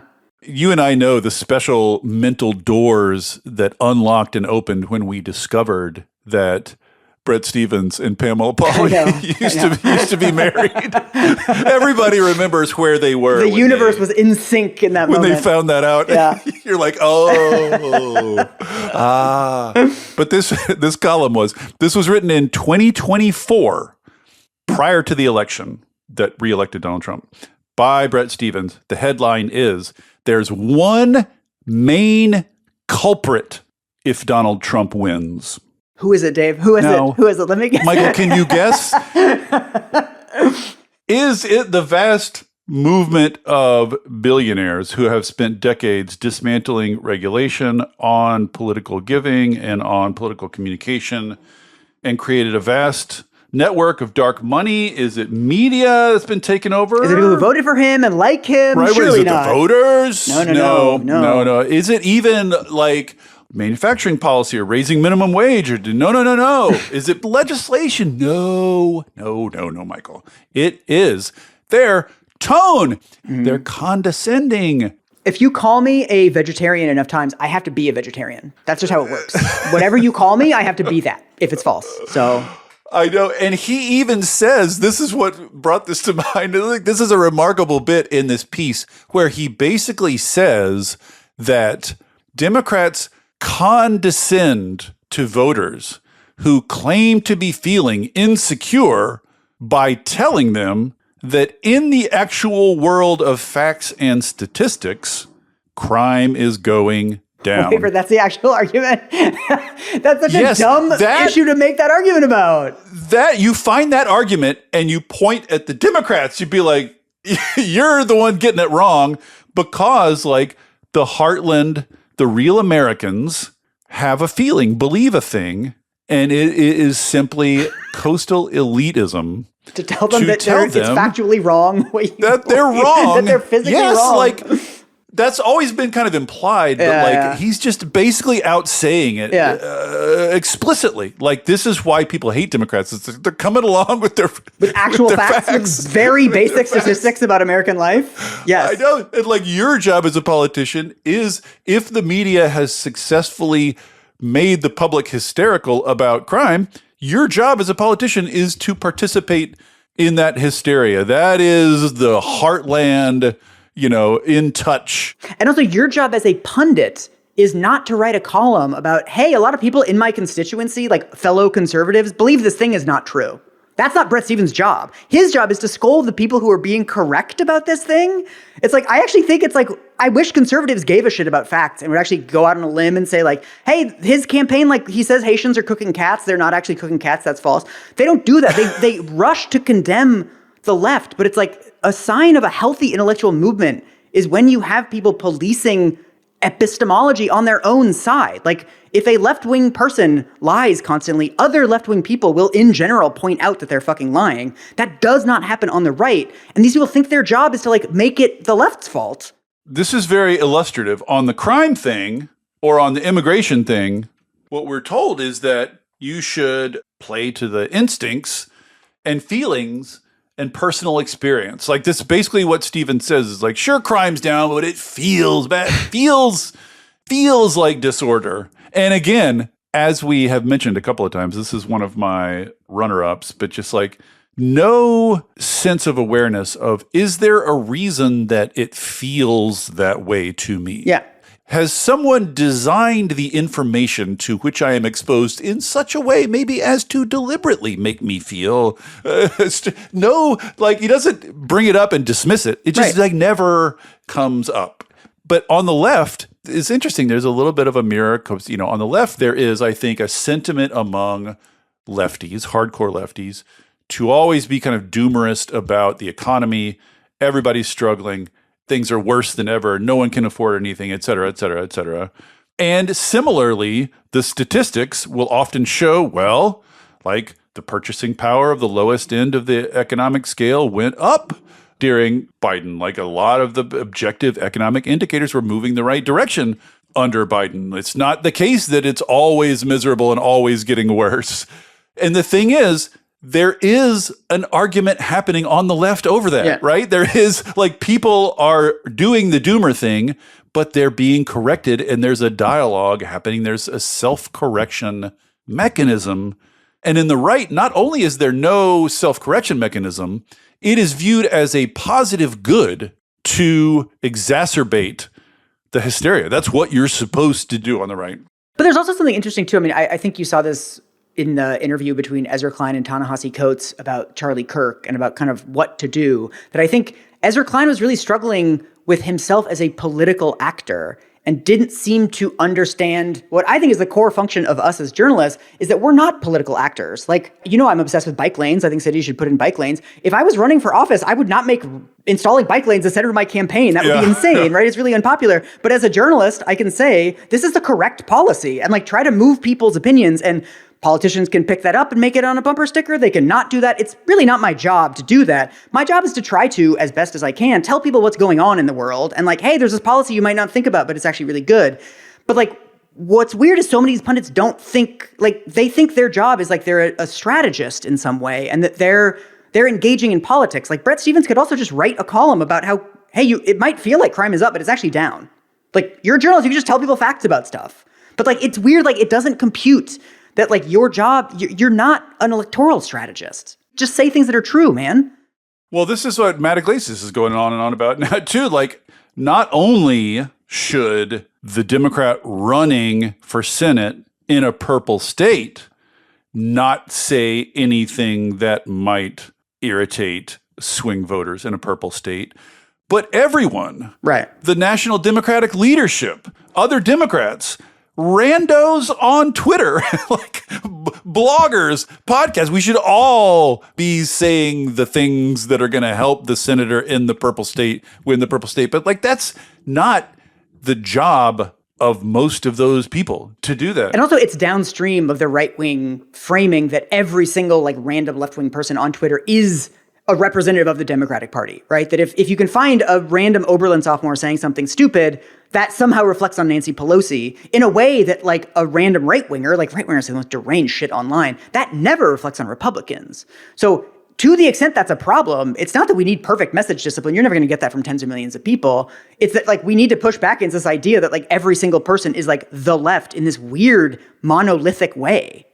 So my third, I had trouble with the third because I got a bunch of sort of like also rands. They're all overlapping. So I'll just say, you and I know everybody engages in what's called motivated reasoning. And motivated reasoning is basically, the easiest way to describe it, I think, is behaving like a lawyer rather than a scientist. Like a scientist is supposed to go into an investigation with no presumptions. They're supposed to be basically a blank slate and let the evidence tell them. Let the evidence tell them what is true. Mm-hmm. A lawyer goes in with a case to make.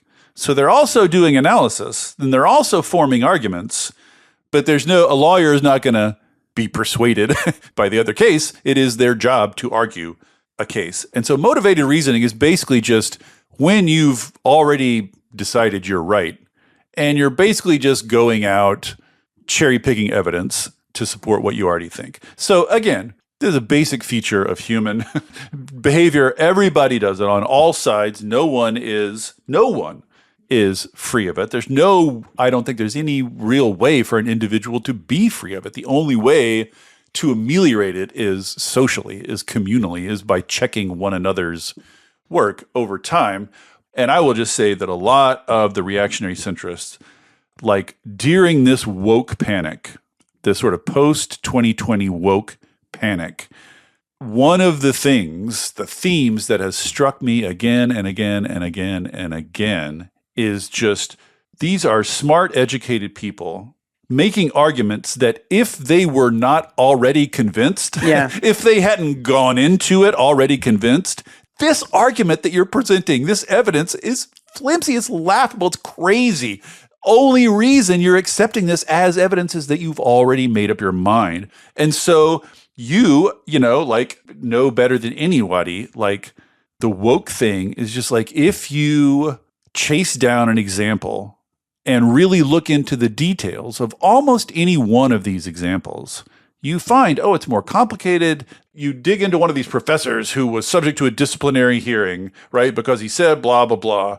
And then you go read and you're like, yeah, they opened a hearing, looked into it, didn't find anything, and nothing happened. And nothing happened to the professor. That's like 60% of the cancel culture stories. We're like not meaningfully cancellations. Most of them. It's remarkable. The whole woke panic was just like people writing the same examples back and forth to one another over and over and over again until they became like a catechism.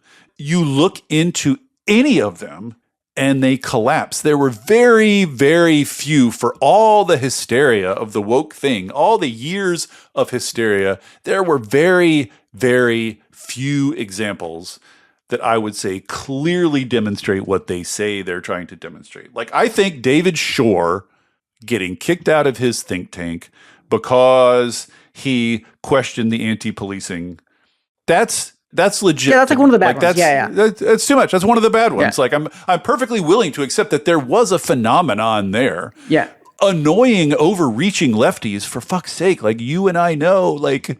We live in Seattle, Dave. We live in Seattle. We know. Deal with these people all the time. I never would argue with anybody about how annoying the fucking left is. Like, I have been in that seat.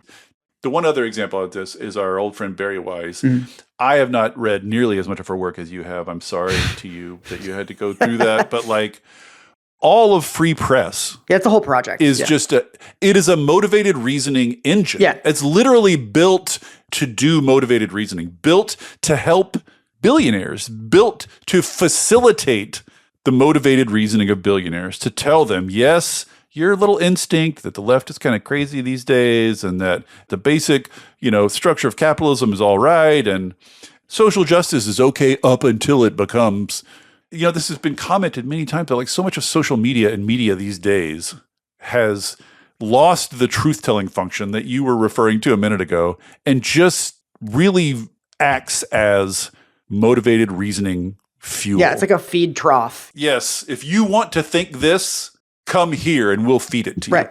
I've always been totally willing to acknowledge the fact that like some lefties, especially on social media, can be like extremely annoying. I also think like some righties on social media can also be really annoying. I think there's this weird thing where like nobody wants to compare like for like, right? There's all these articles about how like the social justice left is so insane, left-wing activists, whatever. But like there's also right-wing activists and there's a left-wing fringe and there's a right-wing fringe. And I'm actually happy to like compare apples to apples about, okay, what is the danger posed by the right-wing fringe versus the left-wing fringe? How many mass shootings do we have? How many acts of violence? There's actual like academic articles about this. Like right-wing violence is significantly more common than left-wing violence.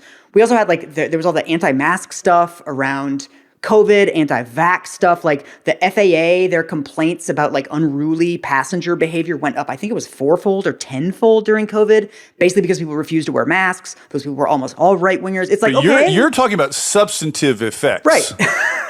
The fact is, like, Bret Stephens is not getting yelled at by right-wingers to the same extent that he's getting yelled at by left-wingers. So, like, that is proximate to him, or, like, Matt Iglesias or all these people. It's like, annoying leftists are proximate to you. So they're in your, like, front view mirror or whatever. Yes, this gets to one of my, which was almost my number 3, but my sort of top runner-up. The way I've boiled it down is emotional incontinence. That's how I describe it, which is basically an inability to separate your feelings and your personal dramas and interactions with your personal epistemic circle. Yeah, resentment. From it's really resentment-based. Larger social issues. Right. You've talked about this many times. Like all of these guys and gals have an origin story of basically getting yelled at online. Yeah, it's really scary. And it was such a grievous ego injury to them. And of course, like, you can't just say that hurt my feelings, right? You can't just say that. That sounds silly and petty. It has to be the lefties who annoy me are a serious social problem. There's a threat. Right? You have to make your annoyance into some big thing. It just makes me mad. Like, part of your responsibility as a journalist or a pundit is to do that, is to try to separate your personal feelings and resentments, at least try to have a somewhat objective view of what is newsworthy, what really matters, versus what just bugs me. Yeah. Like, Dave, I was getting yelled at by furries for like 3 days on Blue Sky. I forgot about that. That was a classic. But like, I'm an adult. I can accept the fact that like this was a vaguely annoying thing that happened to me for like 72 hours on Blue Sky. Like, furries being annoying is not like a national crisis, right? It's not. And like, I'm actually not against furries. The furries are fine. Furries are welcome with me. But it was a misunderstanding essentially. But it was like, what is journalism other than, hey, there's this thing that feels true. I'm going to go see if it's true. I'm going to go look like, hey, it feels like crime is out of control. Why does it feel like that? The feeling is not news. Yeah. And is not worth reporting. It's like, well, just go look and see if it's true, and then you can report it. I mean, like, what frustrates me is like how much of this coverage ends up serving this like distracting role. It distracts people from basic facts. I think most people, if you laid it out for them, would acknowledge that like the right-wing fringe is more radical and poses a larger threat to the country and democracy than the left-wing fringe. It just does. And if you look at politicians... Because it's not the fringe anymore. You can't even say fringe anymore. They took over. Exactly. They're running the fucking country. And people in power, Republicans in power, are much more radical to the right than Democrats in power are to the left. The Democrats are a very standard center-left party. So given those two facts, why are we talking about the left-wing fringe constantly? Like, why are we not comparing like for like? If you want to compare apples to apples, the right is the problem. That story has been discernible and clear, I think, since at least I mean, how far back do you want to take it? You could say 2000 election. Yeah. Gingrich, in my mind, Gingrich was the first appearance of sort of this nihilistic, totally opportunistic, totally bad faith, just abandoned all pretense of anything else. You remember Norm Ornstein? Yeah, he wrote that book about like the right is the problem and was like super marginalized for that. Even in like 2012. Yeah, no, I mean, this is the thing. I think a lot of your audience will be listening to this thinking like, oh, these guys sound like partisan hacks. Like, I can see people kind of being allergic to these kinds of arguments. And like, frankly, we do sound like partisan hacks. I totally get it. But also, I think consider the evidence. I think my main issue with this kind of the reactionary center is their argument about ideological actors is that they let their ideology dictate reality. So like, if you're a right winger and you look at every single issue and you say, oh, this means government is too big, government needs to be smaller, that's stupid. If you're a far left person and you say, this means capitalism is bad, everything means capitalism is bad, that's also really stupid. But if you look at every single problem and say both sides are to blame, that's equally as stupid. That's also an ideology. Yes. And this is the ideology, this is the motivated reasoning thing you're talking about, where it feels like people are looking at literally everything and just saying like, well, both sides. It's really both sides are to blame here. It's going from saying sometimes having a very strong view can distort how you see things, which is a very obvious and true thing to say, to saying having an opinion about something is de facto disqualifying. Yeah. Like taking a side in a dispute is de facto disqualifying to these people. And I think like some situations you look at the actual evidence about them and you're like, okay, both sides really are to blame here. But you need to look at every situation specifically. And there's a huge number of situations and political issues in the United States where like the right is just off the rails and the left is fairly normal, right? If you look at like state governance, there's I think 25 states that have like a democratic trifecta.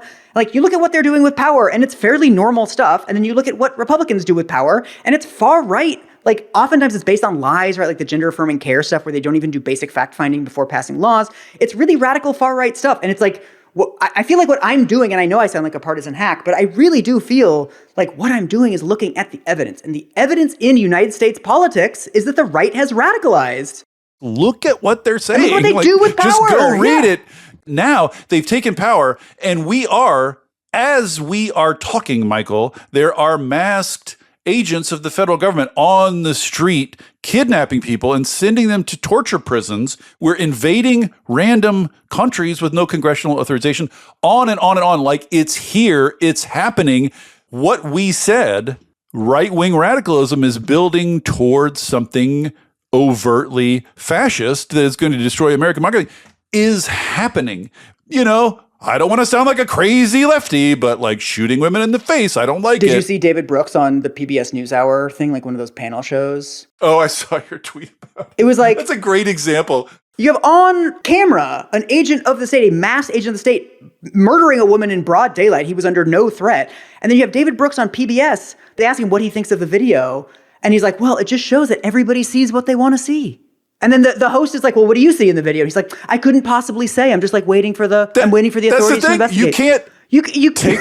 Having an opinion is de facto disqualifying. Yeah. The only way to be clever is to show how both sides are. Like he thinks that's serious, but it's not. It's not serious. It's morally monstrous, and it's also just evidentially wrong. It's like we have a video of somebody being killed. We know what these people have been doing, what ICE has been doing for months now. It's like you can just look at the video and say what you saw, but it's like his brain, he has this wall up where his brain will not allow him to just like have an opinion on this very obvious injustice. And that's what's so interesting to me is like the psychological process by which all of these people have even more deeply entrenched as we've entered this like one-dimensional authoritarian movement state. It's one thing during sort of a moment of left ascendancy to be doing this, to be talking about this, but like what people like me were saying way back early in the trans thing, way back at the very beginning of the trans thing, is saying this is just another round of a very familiar dynamic. Like every new expansion of freedom or egalitarianism, you have people saying, well, the previous ones were fine, but this one is crazy. Yeah. And so what they're going to do, because they know that if you just like show Americans a frightened, uncertain 11-year-old groping around to find some sense of identity and some sense of belonging, people are going to feel sympathetic for that. So you have to find some wedge issue. Now, you remember in the big fight over gay marriage, et cetera, attempt after attempt like this, right? Yeah. For a while, it was adoption. I don't know if you remember that chapter. Like, sure, gay people are fine, but would you really want them adopting a child? Just trying to find that narrow little wedge framing that can trigger the right instincts in people. And then you get in there and you expand it. And what you do is you expand it until you're just in a pogrom against gay people. That's where it always fucking goes. So at the beginning of the trans thing, lots of people, you, I, many other people were just saying, here we go again. They're going to find a vulnerable group that has sexual proclivities that make mainstream people slightly uncomfortable. They're going to find some little divisive wedge issue, in this case, girls playing sports in high school. And if you go along with them, they're going to broaden that wedge until they are full on trying to genocide trans people. And then they're going to move on. They're going to circle back around to gay people. They're already talking about overturning Obergefell. So this one's fine. We can have that argument in 2020, but now we won that argument. They're doing it. Like, it's not an argument anymore. Yeah. They are doing the thing. They are now trying to legislate trans people out of existence. And this gets back to the emotional incontinence thing.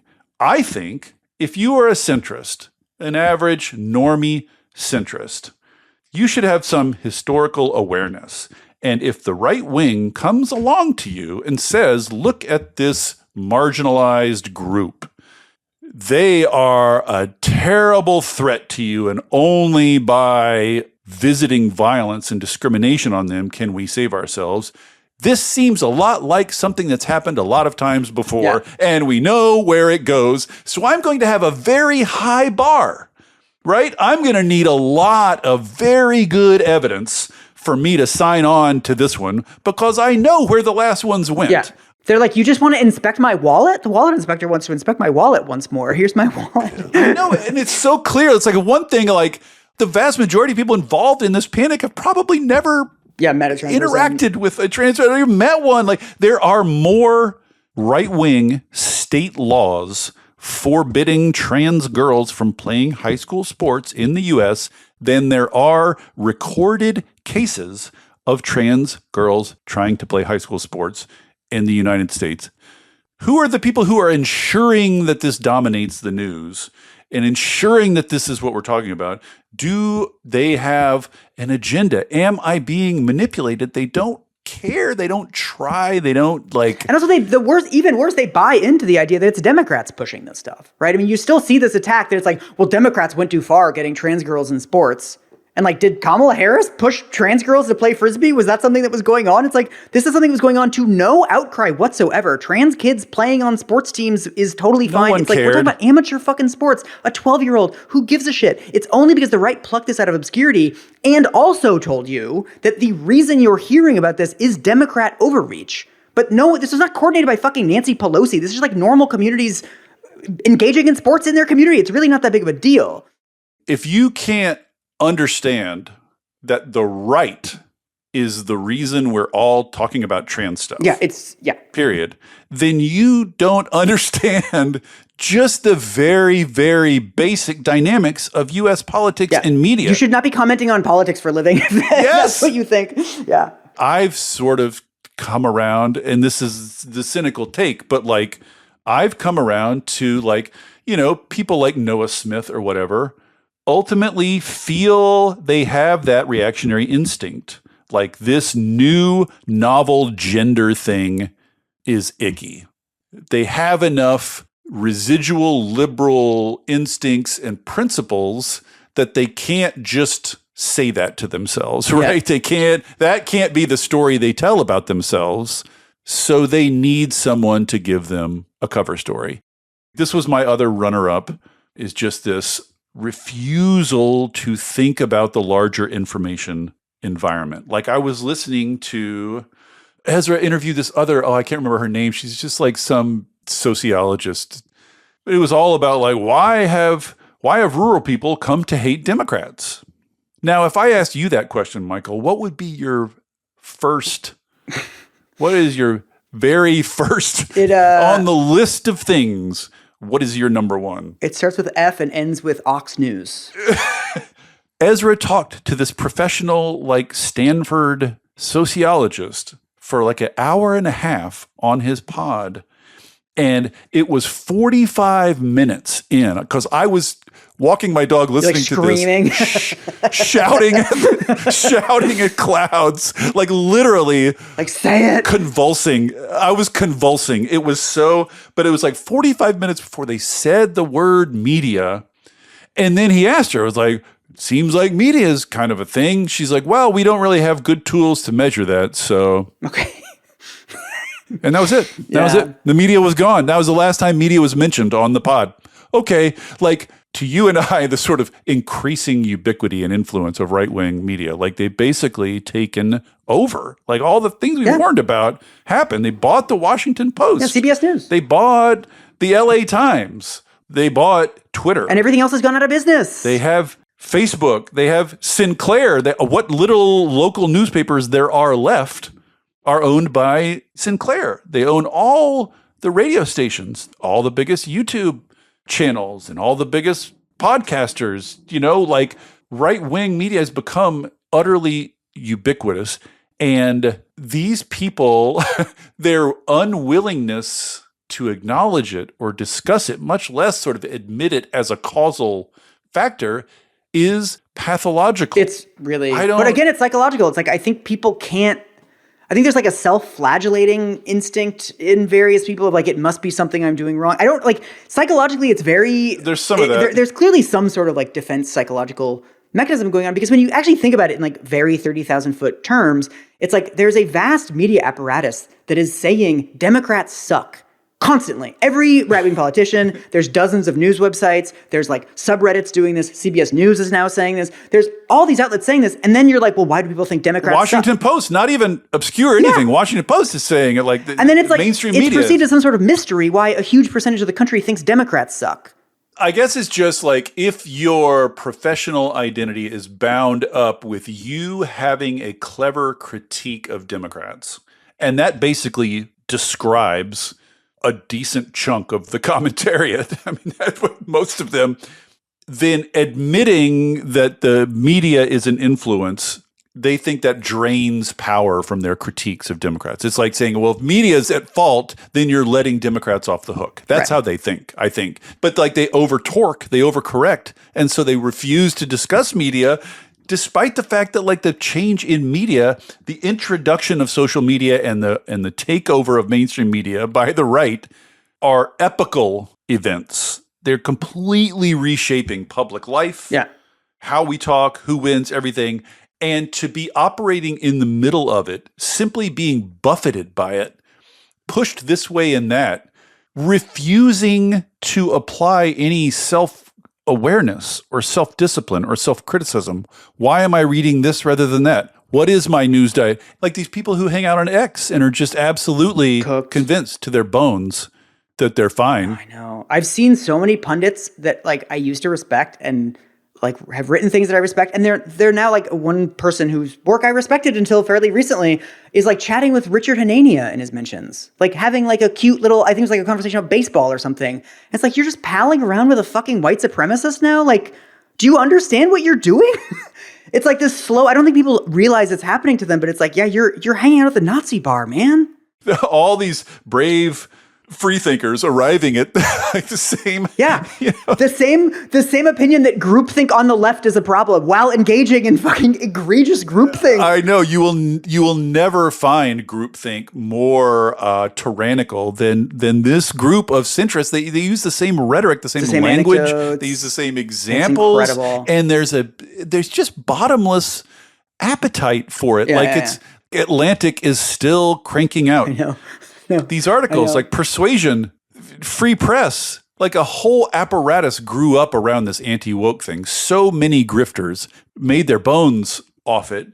And now it's like events have rendered it faintly ridiculous. Like really embarrassing, yeah. Shadi Hamid is still going to write another article about why he still craps on Democrats all the time, even though they're shooting women in the face. But at least now they have a Volts podcast that they can complain about in the first paragraph. This is going to be the news hook for all these pieces. I know. If you push back and say, well, maybe like shitting on Democrats is not the only thing to say about current public life. Oh, so you don't think Democrats ever do anything wrong? And it's so funny. Like you and I hate the fucking Democrats. You know, like if they would just stop shooting people in the face in the street for a few days, I would get back to our passion. Yelling at Democrats for not being better. The meta thing too is, you know, that famous tweet, I think Andrew Lawrence tweeted, he's like, oh, I'm being suppressed for my right-wing views, that government should be smaller and taxes should be lower. No, not those views. Oh, which views? You know the ones. Yeah. that is the core meta move that all these people use, which is what they are. The whole anti-woke thing at its root is basically saying the average Volk in America is a little bit racist and a little bit sexist. And if you're going to respect the people, then you should let them have those prejudices. You should let people be a little racist. As a treat. So like literally like universities have to hire racists because there are a lot of racists out there, and that's representative. And affirmative action is okay now after you've spent decades saying affirmative action is bad. It's like there's one form of diversity you're okay with. The thing is, like, it is a real dilemma that people with our values, basically, I would say sort of cosmopolitan values, are a minority in any population. It is true that the cosmopolitans are kind of a vanguard. They are a minority. This is how society's values have always evolved, is you have to have annoying people pushing it and making people uncomfortable. Yeah. And if they do that long enough, then they can move things a little bit. They are always hated for doing so and are always deemed annoying. And radical and dangerous. Does democracy suggest that you are obliged to accept a level of racism and sexism that you find uncomfortable because it is the majority position?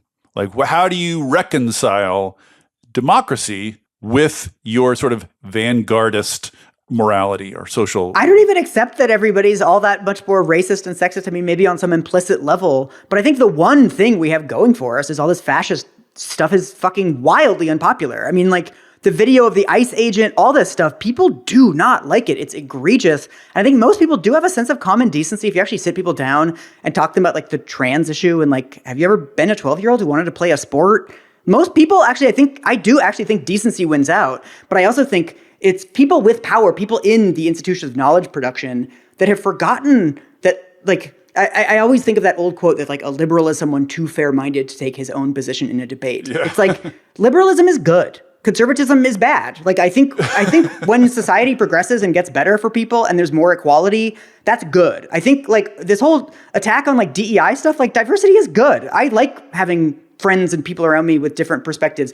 All this stuff is fucking good, but it's like no one wants to just stick up and say like, hey, it's bad when like agents of the state kill people. It's good to have a diverse workplace. It's good like it's too easy. Yeah, it all too gets easy. buried. Boring. You can write an article about like, hey, you might not know this, but crime has been falling for a while. It's actually much lower than it was in the 1990s. Here's some facts for you. You could just fucking do that if you're a journalist. You don't have to do this weird 3-dimensional bank shot. What's going to be electoral advantageous? Like I wake up every morning and I try to like figure out what is true about the world. And I don't think that should be very unique among journalists, but I become increasingly frustrated that it fucking is. It's like I'm trying to figure out what's going on and then I try to tell people what's going on. I'm not a political person. I'm not running for office. It's like if you're a journalist, if you're a pundit, try to figure out what's fucking true and tell people. And I would also say on the values question that like it is true that there's like a bell curve distribution of these values, that somebody like you and I are probably way over on the right end of, call it cosmopolitanism. And then, you know, over on the sort of left end is you're just outright authoritarians, which are basically running things now. But most people are clumped up in the middle of the bell curve somewhere, which means they have lots of lightly held, they're movable, mildly contradictory, different instincts, which means they can be led one way or the other based on social signaling. And this is like the right has been very smart, I think, in recognizing the power of virtue signaling and in trying to denigrate it and trying to basically mock it, because virtue signaling is signaling to all those people in the middle. Here is the frame through which we think about these things, a frame that encourages them, their empathy, their decency. Yeah, virtue signaling is good. Be nice. It's good for public figures to be nice publicly.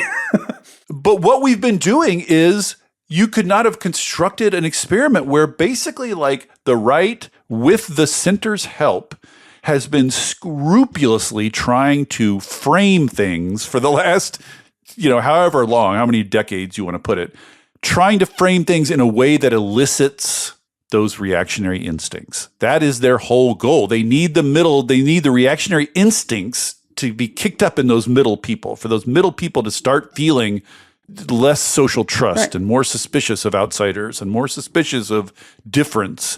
And conversely, we people who would like for society to continue progressing need to signal, no, like, we're decent people. Yeah. We're kind people. We love our neighbors, et cetera, et cetera. But somehow, like, vice signaling has become ubiquitous, and trying to just stand up for decency, it has somehow become cringe, condescending, and like an electoral liability for Democrats. Yes, everybody like if you really get to the root of it, they seem to be saying, quit trying to make things better. When you do that, you annoy everyone. It is true that people who try to make things better are annoying. But like, again, if you consider yourself an intellectual leader, a pundit, a spokesperson, a person who's in public and part of the public, you should be self-consciously trying to speak up for what is good and lead people to what is good, instead of devoting your professional life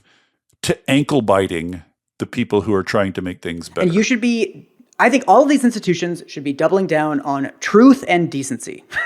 Right? Factual accuracy and decency. If that leads you to publish 10 times more fact checks of Republicans and Democrats, so be it. Our values are truth and decency. And it will. Yeah, it absolutely will at this point. Partly because they haven't doubled down on that. They've doubled down on this both sides stuff when they should be doubling down on factual accuracy. I think that's what you should be trying to convey. That should be the central thing you are trying to convey to your audience, is what is going on in the world. What is the reality of a particular situation? What I would like to see, just one reactionary centrist have a road to Damascus moment. Yeah, I want an apology to me personally from one of these fucking people. Just a moment of self-awareness. Yeah. But you would think, like, as we've been saying, like, you've been nagging the left, scolding the left for years and years. And now the fascists won and they took over and they're doing the fascist crackdown. Like, at this point, it's becoming like a fetish. Just say fetish. It's becoming it's like a fetish. Like, it's weird that you grope for psychological explanations, right? Like, what could keep you doing this after the fascists have literally taken over? Like, and the activists are getting put in jail. People are getting put in jail for like their student fucking op-eds. I know, literally getting put in jail for, they're literally sending lists of words to government agencies that they're not allowed to use, like all the specters that they raised as fearful things that the left might someday do. The right is doing them now, and I have not seen one of them in any way sort of update their priors on this. Anyway, well, thank you, Michael, for mostly listening to me. This was really fun. This is what we do when we like hang out in Seattle as well. So I'm glad we finally got to record it and publish it. Thank you for listening to Volts. It takes a village to make this podcast work. Shout out especially to my super producer, Kyle McDonald, who makes me and my guests sound smart every week. And it is all supported entirely by listeners like you. So if you value conversations like this, please consider joining our community of paid subscribers at volts.wtf, or leaving a nice review, or telling a friend about Volts, or all three. Thanks so much, and I'll see you next time.